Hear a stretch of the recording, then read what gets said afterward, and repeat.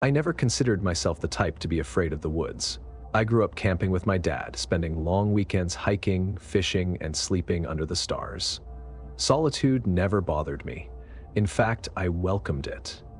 That's why, when my life started feeling like a pressure cooker, constant deadlines, my phone buzzing every 5 minutes, my boss always breathing down my neck, I figured the best thing I could do was get away from everything. Just me, the forest, and the quiet. I found the perfect spot deep in Montana's wilderness, miles away from any major road. No tourists, no crowded campgrounds, just trees, stretching endlessly in every direction. It was exactly what I needed. The drive out there took most of the afternoon, and by the time I arrived, the sun was starting to dip behind the treetops. The air smelled crisp, pine, and damp earth mixing into something that felt like home. I parked my car off the dirt trail and set up camp, pitched my tent, got a small fire going, and cracked open a beer.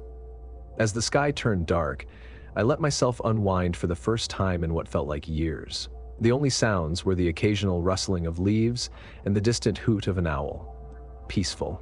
That's the word I kept coming back to. It was peaceful, but the thing about peace is you don't always realize how fragile it is until it's gone. I don't know what time it was when I woke up. Midnight? Later? My fire had burned down to glowing embers, and the air inside my tent was thick with the kind of silence that makes your ears ring. A dead silence. No wind, no crickets, just nothing. Then I heard it. A twig snapping. Not close, but not far enough away either. I held my breath, straining to listen. It could have been anything. A deer, a raccoon, the wind shifting the branches. But my gut was telling me otherwise. There was something about the way it had cracked, sharp and deliberate, like someone stepping carefully, trying not to be heard. I sat up, my heart hammering. The darkness outside my tent felt impossibly thick. I fumbled for my flashlight and clicked it on. The weak beam barely cut through the shadows. I waited, listening, but the night had returned to its unnatural stillness. I told myself I was being paranoid. City life had made me soft. I zipped my sleeping bag up tighter and forced my eyes shut. I don't know how long I slept, but when I woke again, something was wrong. My head was pounding, a deep, nauseating throb that made the world tilt when I sat up. It felt like the worst hangover of my life, except I'd only had one beer. My mouth was dry, my limbs heavy. It took me a second to realize why the air felt so cool against my face. The tent flap was open. Not just open, unzipped all the way, the fabric pooling at the ground like a peeled-back curtain. A cold rush of fear shot through me. I knew for a fact I had zipped it up before going to sleep, hadn't I? I tried to shake off the fog in my head, my thoughts sluggish and disconnected. Then I saw my backpack. It had been halfway unzipped, one of the straps twisted as if someone had rummaged through it.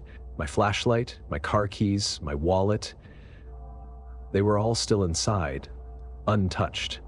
So what the hell had they been looking for? I shoved my feet into my boots and crawled out of the tent, my legs shaky. The forest around me was bathed in silver moonlight, the trees casting long, twisted shadows across the dirt. I turned in a slow circle, scanning the clearing. Nothing looked out of place, no footprints, no signs of an animal. But that headache, that heavy, drugged feeling, it wasn't normal. That's when I saw it. A bag. It was sitting a few feet away, half done under a fallen log. It wasn't mine. I swallowed, my throat suddenly dry. Every instinct in my body screamed at me to leave it alone, but I couldn't. Not knowing was worse. I crouched down and unzipped it. Inside was a pair of old gloves, a coil of duct tape, a rusted hunting knife, and a black drawstring bag, the kind you could fit over a person's head. A wave of nausea rolled over me. My brain tried to make sense of it, but there was no explanation that didn't make my stomach twist into knots. This wasn't a random bag someone had left behind. Someone had put it there. Someone had been here, in my camp, while I was sleeping. I stood up too fast, dizziness slamming into me like a freight train. I grabbed onto a tree trunk to steady myself, my mind racing. I needed to get the hell out of here, now. I stumbled back to my tent, shoved my things into my backpack, and grabbed my car keys. But as I took a step toward my car, I felt it. an overwhelming sensation that I was being watched. I turned my head slowly, my pulse a deafening drum in my ears. The woods were empty, just trees and shadows, but my gut was screaming at me. Someone was there, someone was watching me. I forced my feet to move, my breath shallow. I reached my car and fumbled with the lock, my hands shaking. The second I got the door open, I jumped inside and jammed the key into the ignition. Click.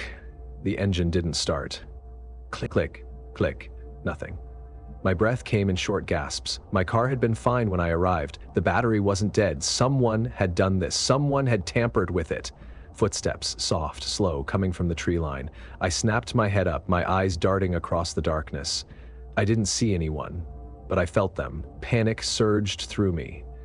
I yanked my phone from my pocket. No signal, not even a single bar. That's when I saw the headlights. A truck. On the dirt road, maybe 50 yards away. It was moving slow, the beams cutting through the trees. I didn't think, I just ran. I bolted from my car, sprinting toward the road, my boots slipping on the damp earth. My lungs burned, my vision blurred. Behind me, I swear I heard footsteps breaking into a run. I didn't look back. The truck's brakes screeched as it skidded to a stop. I waved my arms like a madman, nearly collapsing as I reached it. The driver's door swung open, and a man stepped out. What the hell?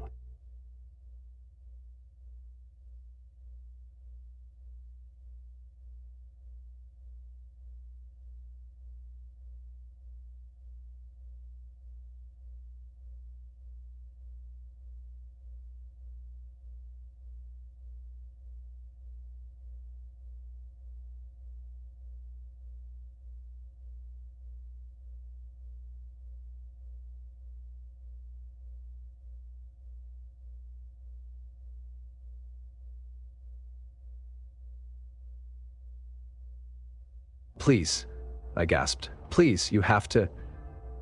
The words died in my throat. I turned. The forest behind me was empty. No footsteps, no movement, just silence. The man stared at me like I was crazy. I couldn't blame him. I looked over my shoulder one last time, my skin crawling. I didn't see anyone, but I knew, deep in my bones, they were still there, watching.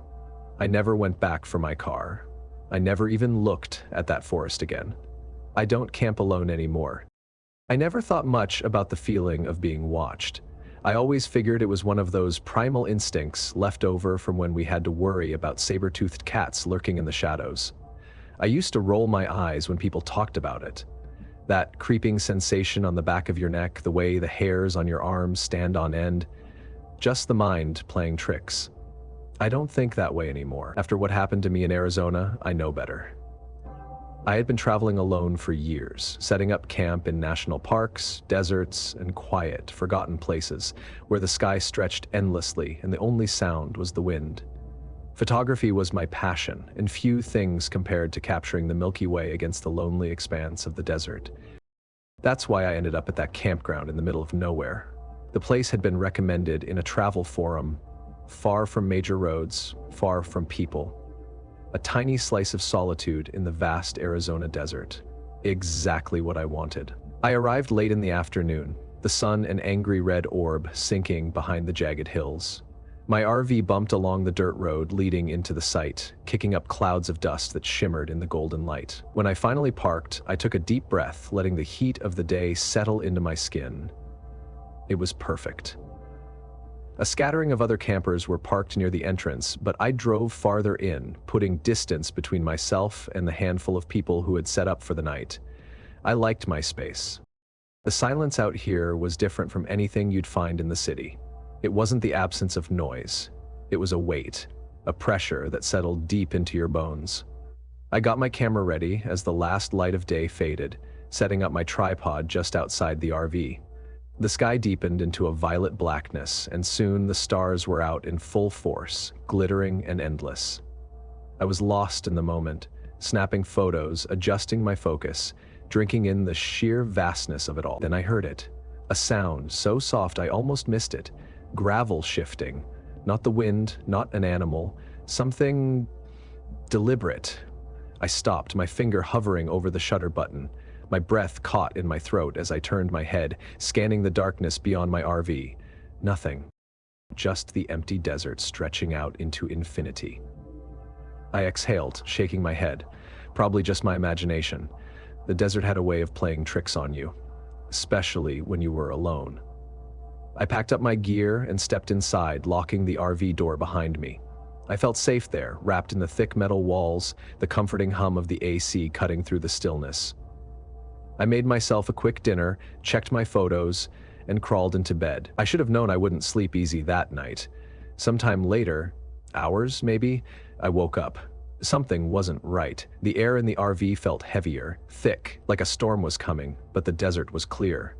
The silence outside was suffocating, pressing against the walls. And then, click. The unmistakable sound of metal shifting. I froze, my pulse slamming against my ribs. It came again. Click. The latch on my RV door, someone was trying to open it. I stayed completely still, my breath shallow, my mind raced, grasping for an explanation. Maybe it was the wind. Maybe another camper had gotten lost and was checking if I was awake. But no, this was slow, careful. Someone was testing the lock. I reached for my phone, gripping it so tight my fingers ached. My heart was hammering now, blood roaring in my ears. I turned my head toward the door, just enough to see the small frosted window beside it. That's when I saw him. A figure. Standing outside, not moving, just watching. The shape was tall, unnaturally still. The moonlight cast a sickly glow across his face, or what I could see of it. His features were blurry behind the frosted glass, but his eyes? They were clear, wide, unblinking. I felt bile rise in my throat. He wasn't knocking, he wasn't saying anything, he was just standing there, his face inches from the window, and the door handle. It moved. A slow, deliberate push. The door didn't open. I had locked it, I was sure of it, but he kept trying. I wanted to scream, wanted to run, but I couldn't move. Then, so slowly it made my skin crawl, he nudged the door open a crack. The lock had held, but the door wasn't completely secure. He had pushed just enough to let a sliver of cool desert air slip inside. I saw the tip of his nose, the edge of his mouth, a smile, a cruel, knowing smile. I scrambled for my keys, nearly knocking them off the nightstand. My hands fumbled as I pressed the unlock button on my key fob. The RV beeped. The man didn't move, didn't flinch. He just stood there, staring, that sick grin stretching wider. I turned the key in the ignition. The engine roared to life, and still he didn't run. He only tilted his head, like he was considering something. I slammed my foot on the gas and the RV lurched forward, tearing away from the site. Dust and gravel kicked up behind me as I sped down the dirt road, my breath coming in ragged gasps. I risked a glance in the rearview mirror. He was gone. There was no one there. Just the empty desert stretching out beneath the cold, indifferent stars. I didn't stop driving until I hit the highway. Even then, I kept looking in the mirror, half expecting to see him standing on the side of the road, waiting. I never went back to that campsite, never spoke about it, but I still see his face sometimes, in dreams, in shadows that linger just a little too long. And every time I hear a door creak in the middle of the night, every time I hear the soft click of a latch shifting, I wonder if he's still out there, watching. If you've ever driven through Nebraska, you know how empty it feels. It's not like the desert, where the landscape is stark but beautiful, or the mountains, where the isolation is at least dramatic. No, Nebraska has a different kind of loneliness. Long stretches of road with nothing but open sky and flat land for miles.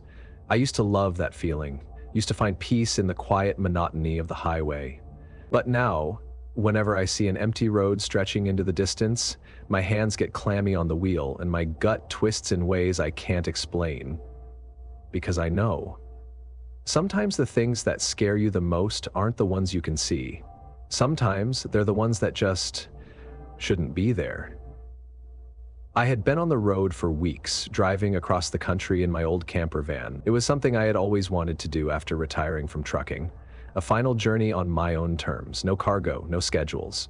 Just me and the open road. That's how I ended up at that rest stop in the middle of nowhere.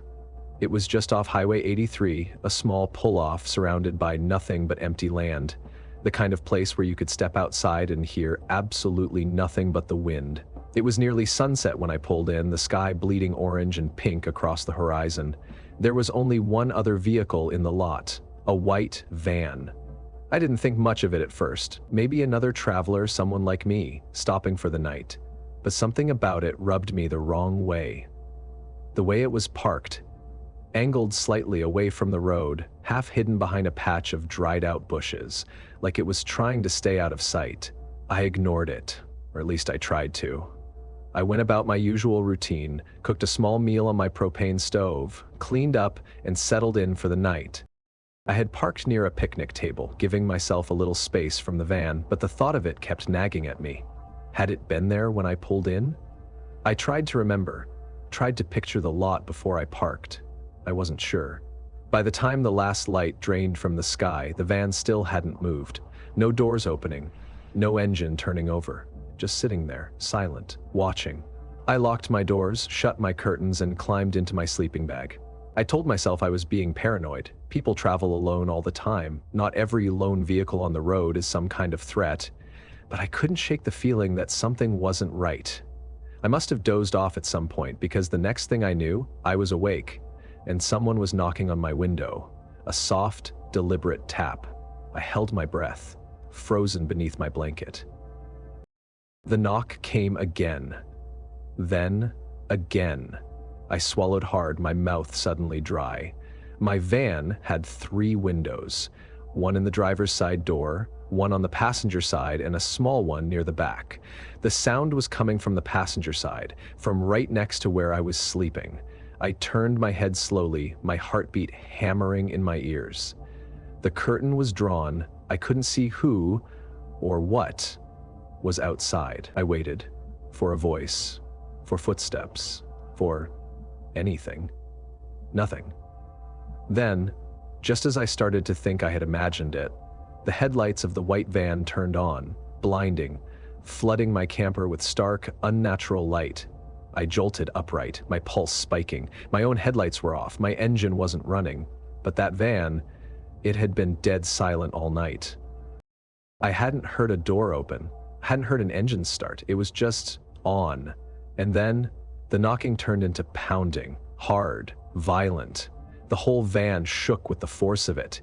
I scrambled for my keys, my fingers fumbling, shaking.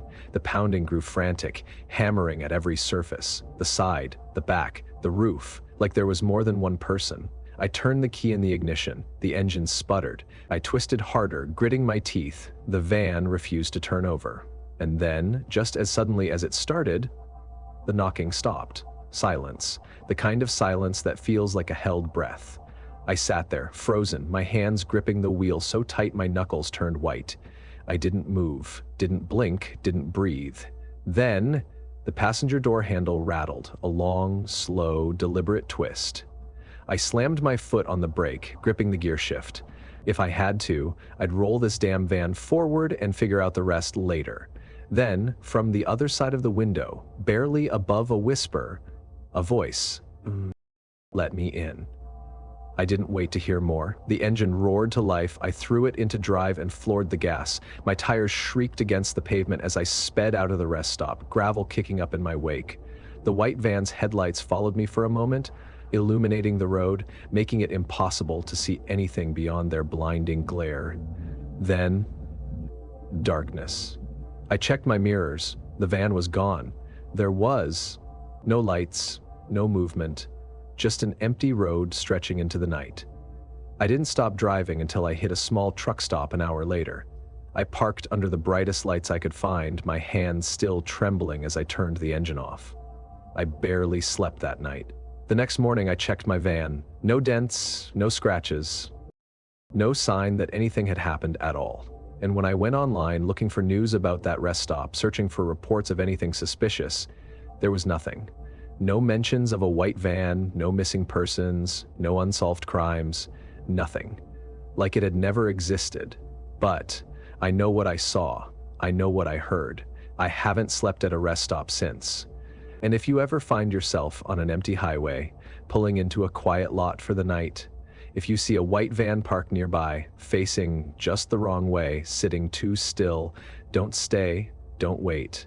And if you ever hear that soft, patient knocking on your window. For the love of God, don't open the door. You never realize how fragile your sense of security is until you feel it slipping away. That's what happened to me that night in Louisiana. I had spent most of my adult life teaching history to high school students, and after retirement, I finally had the freedom to explore the country at my own pace. No schedules, no responsibilities, just me, my RV, and the open road. I thought I had seen enough in my lifetime to know when a situation felt off. I was wrong, because some dangers don't announce themselves with warning signs. Some wait in the shadows, silent and patient, waiting for the right moment to strike. I learned that the hard way. It had been a long day of driving, and I was exhausted. I had planned to make it to a proper RV park, but I miscalculated my time. The Louisiana back road stretched for miles, dark and empty, and my fuel gauge was dangerously close to empty. That's when I saw it, an old gas station. The sign was barely legible, the paint peeling away under the weight of years. One of the overhead lights flickered weakly, the only sign of life in an otherwise abandoned structure. I hesitated. Something about it felt wrong. But I was tired, running on fumes. I told myself I just needed a place to park for a few hours, get some rest. Then I'd be back on the road by sunrise. So I pulled in. The lot was cracked and overgrown, weeds pushing through the concrete like nature was reclaiming what had been left behind. I could see the faint outline of the convenience store attached to the station, its windows broken, its front door boarded shut. No cars, no people. I cut the engine, the sudden silence pressing in around me. Charlie, my golden retriever, stirred from his spot in the back seat, lifting his head but not making a sound. That should have been my first clue. Charlie barked at everything. Other dogs, strangers, even the occasional squirrel. But now he was still, watching. I shook off the unease creeping up my spine and locked the doors. I checked my phone. No signal, of course. I settled in, telling myself I was overreacting. Then, at 2:17 a.m., I woke up to the sound of knocking. 3 loud, deliberate bangs on the RV door. Charlie didn't bark. I sat up, my breath catching in my throat. The knocking came again, harder this time. I grabbed my phone, but the screen was blank. No service. Slowly, I moved toward the window, careful not to make a sound. Peeling back the curtain just enough to see outside, my stomach twisted into a knot. A man stood just beyond the flickering light. He was facing my RV, his hands at his sides. He didn't move, didn't call out, just stood there. The knocking had stopped. For a moment, I thought maybe he needed help. Maybe he was stranded like I was. But then he did something that made my skin crawl. He took a step closer, and then another, and another. His face entered the light. It was blank, expressionless. His lips were moving, but no sound came out. A cold dread settled over me. Charlie let out a low growl from the back of the RV.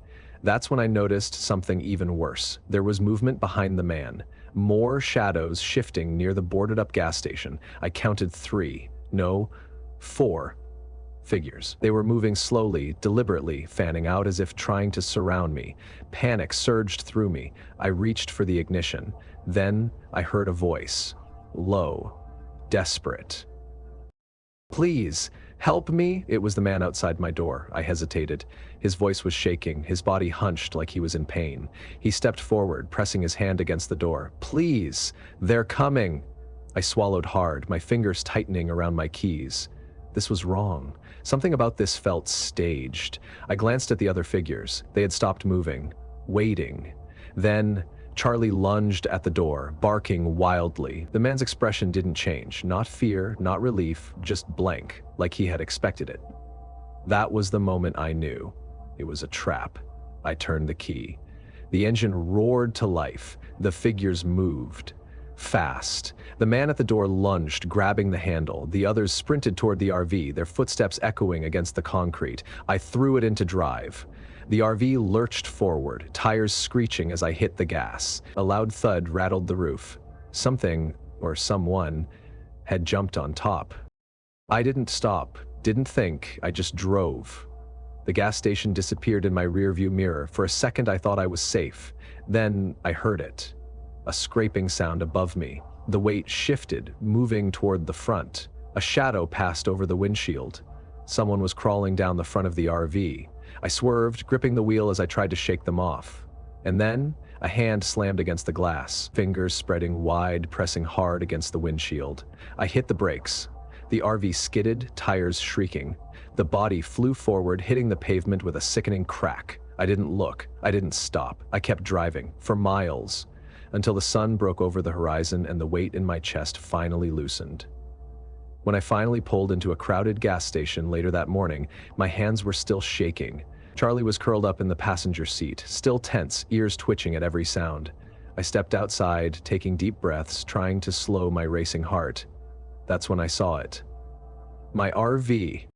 There were handprints smeared across the windshield, long streaks, like someone had been dragged across the glass. And on the side of the RV, scrawled into the dirt, "See you again." I never found out who they were, never told anyone what happened. But every time I pass an old gas station on a lonely road, I get the same feeling, like someone is still watching, waiting, for another traveler to stop for the night. You don't really understand the meaning of isolation until you experience it. Not the kind where you turn off your phone for a weekend or ignore emails. I'm talking about real, physical isolation. The kind where there's no cell signal, no Wi-Fi, and no one for miles. That was exactly what I wanted. After years of city noise and distractions, I needed a place to think, somewhere quiet, far away from the world. So, when I found a listing for a remote cabin deep in the Oregon woods, I didn't hesitate. It was perfect. Cheap, secluded, and surrounded by nothing but endless pines. I had no idea what I was walking into. The drive up the mountain was rough. The road was little more than a dirt trail winding through thick forest, branches scraping the sides of my car as I climbed higher into the hills. My GPS had stopped working about 20 minutes earlier, but the rental owner had given me printed directions. When I finally pulled up to the cabin, the sun was starting to dip behind the trees. It was small, weathered, but sturdy. A single-story structure with a slanted roof and a wraparound porch. The windows were dark, reflecting nothing but the fading light. I stepped out of the car, breathing in the crisp mountain air. Silence. Not the comfortable kind, the kind that presses down on you. I shook off the unease and grabbed my bags. This was what I wanted. No distractions, no noise, just me and my thoughts. The cabin smelled like old wood and dust, but it was clean. A small fireplace sat in the corner, a single bed pushed against the far wall. There was a kitchen, though it looked like no one had used it in years. A heavy wooden door led to a tiny bathroom. I dropped my bag on the bed and set up my laptop, even though I knew there was no internet. That night I sat outside with a beer, staring up at the stars. The world felt impossibly vast, the sky stretching out forever above me. And then, a whisper. Soft. Barely audible. I turned, heart hammering. Nothing. The trees stood tall and silent, their black silhouettes swaying in the breeze. I shook my head, telling myself it was just the wind, just my mind playing tricks after a long drive. But as I went back inside and locked the door, I couldn't shake the feeling. I wasn't alone. The next morning I woke up late, the sun already filtering through the trees. As I stretched, something caught my eye. The door. There were marks on it, carved into the wood, symbols I didn't recognize. Jagged, uneven, almost like letters but not quite. I ran my fingers over them. The grooves were fresh. Someone had done this recently. My stomach twisted. Had I been asleep when someone was outside? I stepped onto the porch, scanning the trees. Nothing, just the endless forest. I told myself it was an old marking, maybe something left behind by a hunter. But I couldn't ignore the cold weight settling in my chest. Something wasn't right. That night, I kept the lights on. I sat at the small table, staring at my laptop screen, even though I wasn't writing. I told myself I wasn't scared. Then I heard it. A single footstep. Just outside the cabin, slow, deliberate. I held my breath, straining to listen. Silence. Then, another step. Closer, I reached for the kitchen knife, my heart pounding so hard I thought it might burst from my chest. And then, through the window. Not fast, not an animal, something tall, human-shaped. I bolted to the door and threw the deadbolt, stepping back as my hands trembled. The wind howled outside, and then a knock. Soft, gentle, like whoever or whatever was out there wasn't trying to scare me, like they were waiting. I backed away, gripping the knife tighter. Then, the whispering started again. Not words, not English, just sounds. A dry, rasping murmur that drifted through the cracks in the walls. I slammed my hands over my ears, trying to block it out. I didn't sleep that night. By morning, I had made up my mind. I was leaving. I didn't care if I had paid for the whole weekend. I packed my things in record time, shoving everything into my duffel bag. Then, as I stepped outside, I froze. There were footprints in the dirt, leading from the trees, leading to my door, and right at the threshold, a Polaroid. I picked it up with shaking hands. It was old, weathered, a picture of me, asleep, in the cabin. I dropped it like it burned me. My chest clenched so tight I could barely breathe. I didn't take this. I had been alone. Or at least I thought I had been. I sprinted to my car, fumbling with the keys. My fingers were shaking so hard I nearly dropped them. I shoved the key into the ignition. The engine wouldn't start. I turned it again. Click. Nothing. Panic surged through me. Then I saw them, standing at the edge of the trees. Figures. Tall. Motionless. Watching. I didn't wait. I threw open the door, grabbed my bag, and ran. I didn't stop. Didn't look back, just ran. Branches tore at my clothes, my breath coming in ragged gasps. My legs ached, but I didn't care. I ran until I saw the road. And then, a car. A small sedan coming up the dirt road toward the cabin. I stumbled into the road, waving my arms like a madman. The driver, a woman in her late 40s, rolled down her window, eyes wide. "Are you okay?" I gasped for breath, my mind racing. I turned back toward the trees. The figures were gone. The cabin stood silent, the door slightly ajar. I got in the car, barely able to speak.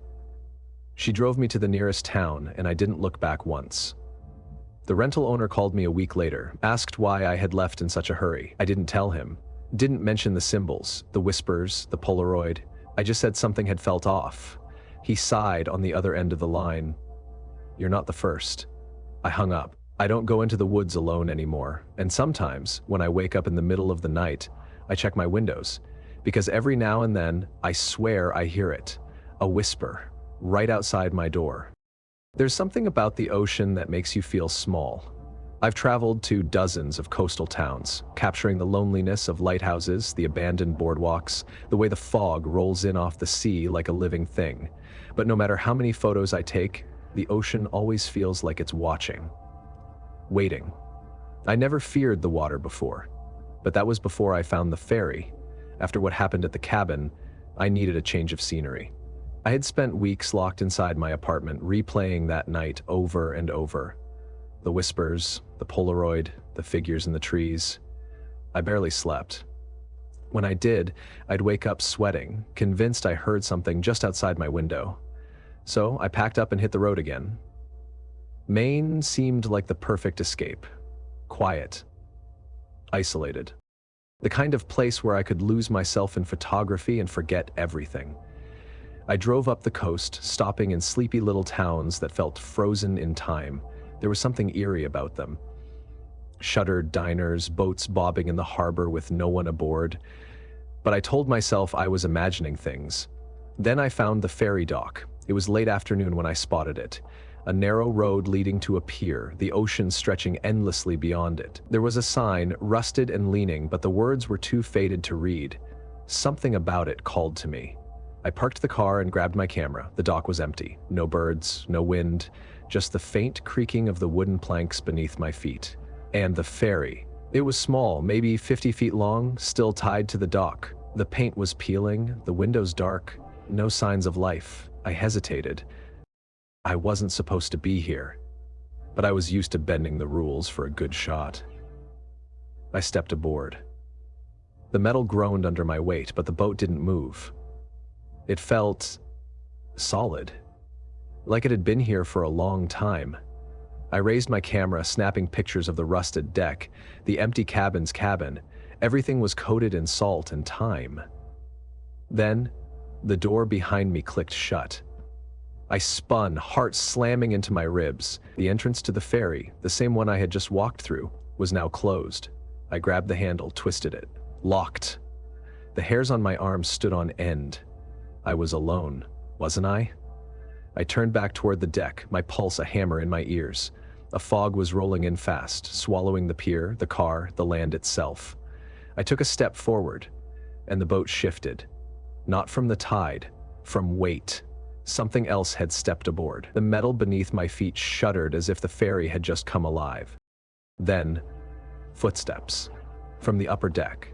Slow. Heavy. I wasn't alone. I forced myself to look up. The windows of the captain's cabin were dark, the fog pressed against them like hungry fingers. I ran. Back to the door, yanking the handle, slamming my shoulder against it. Nothing. The footsteps above me stopped. Then came the voice. "You shouldn't be here." It crackled over the ferry's ancient intercom. Low, garbled, like someone speaking from underwater. My breath caught in my throat. I spun, searching for another exit, for any way off this cursed boat. And then, the ferry moved, not adrift, not a gentle tug of the tide. The engines roared to life. I stumbled as the deck lurched beneath me. No! No! No! No! The ferry was leaving the dock. I ran to the side, gripping the rusted railing. The shore was vanishing into the mist. The pier, my car, gone. My stomach twisted into knots. I turned, scanning the empty boat, my mind racing. There was no captain, no crew, but the ferry was moving. It was taking me somewhere. I had to get off. I scrambled toward the emergency life raft, fingers shaking as I fumbled with the ropes. But the moment I touched it, a shadow moved behind me. I whipped around. Nothing. The deck was empty. But I felt it. Something was here, watching me. I backed away, my breath coming in short gasps. The ferry groaned, the air thick with the scent of salt and decay. I took another step, and the intercom crackled to life again. It's too late. I ran. Through the rusted doors, down the darkened hallways, my boots slamming against the metal floor. The ship was wrong. The hallways twisted in ways they shouldn't. The doors led to rooms that shouldn't exist. My own footsteps echoed back at me, but they were off, like there was an extra set. Like something was running with me. Or after me. I turned a corner and froze. A mirror at the end of the hallway. Tall, dust-covered, and in its reflection, a figure. Standing right behind me. Its face was wrong, a blur of static and shadow. I spun around. Nothing. The hallway was empty. But when I looked back at the mirror, the figure was closer. I bolted. Back to the deck, back to the railing. The fog was suffocating now, swallowing the world whole. I couldn't see the water, couldn't see anything. I didn't care. I climbed onto the railing, bracing myself, one last breath, and I jumped, cold. The ocean swallowed me, salt burning my eyes. I kicked hard, lungs screaming as I fought toward the surface. When I broke through, gasping for air, the ferry was gone. No horn, no engine, no sign it had ever been there. Just endless, empty ocean. I swam. Hours. Maybe longer. The sun was rising when I finally saw land. A small, rocky island. I crawled onto the shore, my limbs shaking. I was alive, but something was wrong. The air felt thick, heavy, and then I saw it. A pier. Old. Rotting. A single boat tied to it, not a fishing boat, not a rescue boat, a ferry. The same ferry, as if it had always been there, waiting. I don't remember screaming, but I know I did, because I can still hear it, even now. Even when I close my eyes, even when I tell myself I escaped, I know the truth. I didn't. Because the ferry, it never lets you go. If there's one thing these stories prove, it's that the world is far more dangerous than we'd like to believe. It's easy to assume that horror only exists in movies, that monsters are just fiction, and that we're safe as long as we lock our doors and trust our instincts. But the truth is, sometimes the danger isn't just in our imagination. Sometimes it's out there, waiting in the quiet spaces where no one is watching. Each of these stories shares a common theme: solitude. Ethan just wanted a quiet weekend away from the chaos of his life, but in the depths of the Montana wilderness, he learned that someone had been watching him all along. Sarah only wanted to take pictures of the stars, yet she found herself face to face with a silent, unmoving figure that had no reason to be there. Daniel, a seasoned truck driver, thought he was alone on the road, until a white van appeared that shouldn't have been there at all. Olivia believed stopping at an old gas station was the safer option, until she realized the people knocking on her RV weren't looking for help. Arceus sought inspiration in a lonely cabin, but instead he became the subject of a sinister game played by something lurking in the woods. And Elena? She stepped onto an abandoned ferry and vanished into the fog, proving that some places should remain unexplored. So what's the lesson here? Trust your instincts? If something feels wrong, it probably is. How many times did these people sense danger before they saw it? The signs were there, the unnatural silence, the misplaced objects, the shadows just out of sight. Yet they dismissed their fears, convincing themselves it was all in their heads. Don't make that mistake. Never let your guard down. We like to think we're alone more often than we actually are, but the truth is, someone or something could always be watching. Whether it's an unfamiliar car parked too far from the road, a door that shouldn't be open, or footprints that weren't there before, pay attention. The moment you assume you're safe is the moment you become vulnerable. Isolation can be dangerous. We crave solitude, but the things that lurk in the dark thrive in isolation. These stories don't take place in crowded cities or busy highways. They happen in places where no one is around to help. Think twice before going off the grid.